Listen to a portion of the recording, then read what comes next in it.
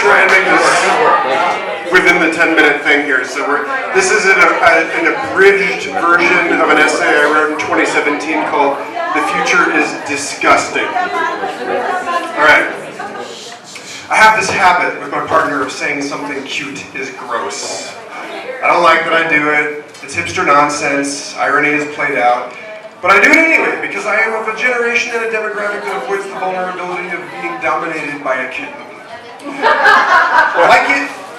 We love it and we hate it, or she loves it and I hate it, or I hate that I hate it, and so on and forever in a hall of mirrors. It's neurosis. But the point is that I've taken to declaring cute things are disgusting, foul, unspeakable, and most of all, gross. That was just the pretext. I forgot this was an inside joke. I played a concert, and in between songs, I had to tune and rant, and I said some words about how all of us are tuning into wizards, witches, and whatever as technology eliminates the gap between ideas and manifest creations. How we have to check ourselves and take a look at what we want and why. Because it easily could go the way of ayahuasca shamans in the Amazon, just tagging one another with our psychic darts and constant management of grudges and the power games that come when we can fake recordings of each other and destroy our group reality. So a fellow in the audience came up to me when I was done, and he said he appreciated what I said up there, how nuts it is to think how easy it will be one day to make things just by thinking them. And I said, gross.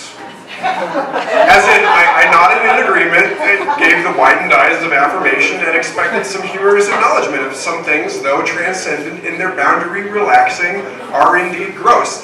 Thoughts of writing DNA like poetry, and body as the living script of inspiration, iterating God mind, constantly unspooling and inventing, rediscovering itself in forms that totally transform within the generations. Speciation miniaturized within what moderns would have called a single lifetime. Flesh illuminated, self-aware, beyond the simple dyads and their dead-end logic, runaway reaction of a million burning eyes unfolding, growing to observe itself from every angle, mist of tiny branches always making love. Is that not gross? I keep thinking of the petty things we'll do to one another as we master engineering genomes and communicate in biohacks. We're past the age of drawing dicks on someone's face when they're asleep. Now, if they fall asleep with shoes on at your place, you'll nick them with a retrovirus on the cheek that grows a dick. We'll all have nanobots we have to screen with parallel immune defender nanobots that team up with our T cells and can literally eat that dick before it happens. You'll know when someone's payment didn't make it through because they'll have all kinds of logos, trial basis mods, and memory enhancements that they didn't order. We'll be carriers, the lot of us. An interracial romance in between inoculated city folk and wild-type humanity results in cancers, prank extensions, telepathic implants leaking data back to who knows. It's enough to keep two populations separate into star-crossed lovers who don't share an antivirus update schedule. Gross indeed. It's hard for people to adjust to tentacles and shit at work. Now, we've been gamers for a while now, for generations. And we've all accustomed to the avatar, pseudonym, and masquerade of multiple identities that fork and articulate a total person. Cosplay ate the world as imitation was democratized, and any of us could be anyone convincingly enough to make it meaningful, if not believable.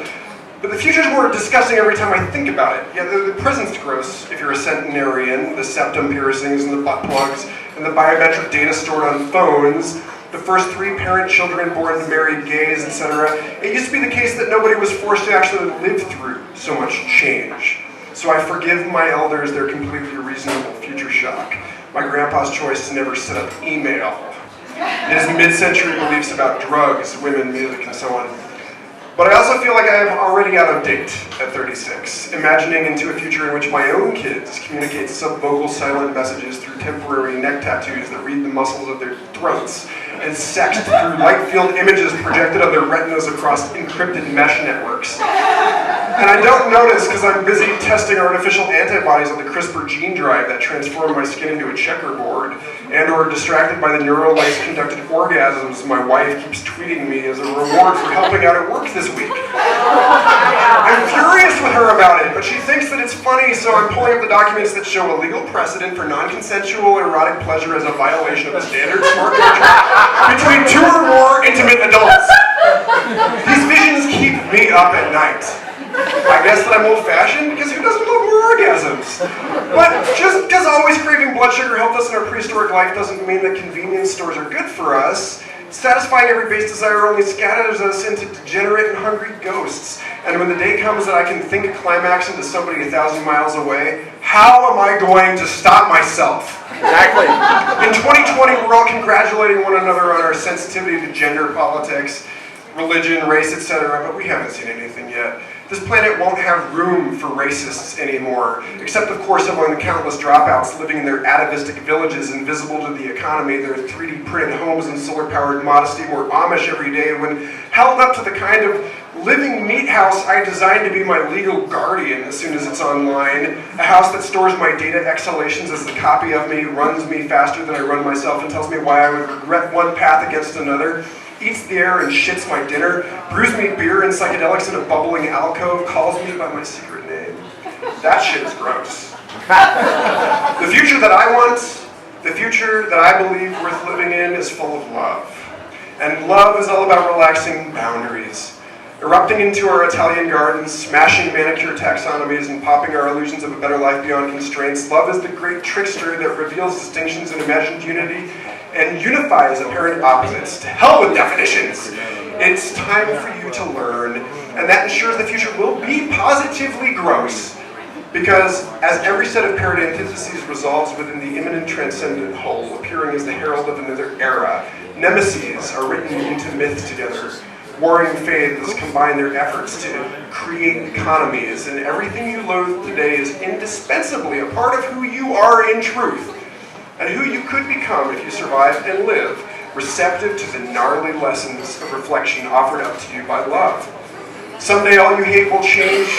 Someday all you hate will lose its charge within a greater truth, which, by the way, is even worse than knowing it will just persist. No, it will become a part of you, and therefore worthy of your love. You'll learn to dig the things you feared. We really are remarkable in our plasticity, and you'll regard you now as hopelessly naive and small and understandable. For all your ignorances are enshrined and glow within as relics of the origin of that more terrible and beautiful, awake and all-embracing thing you are.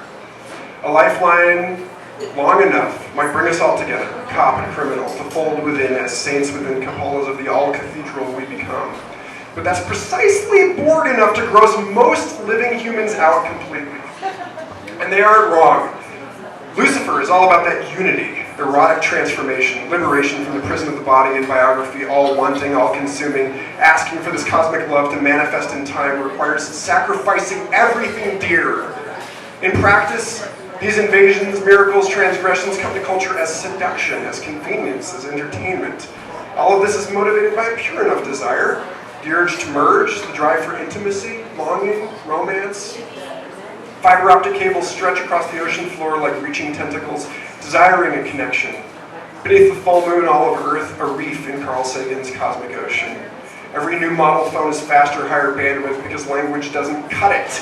We really would like to reach out and touch someone. To know, to be, to love the world entirely.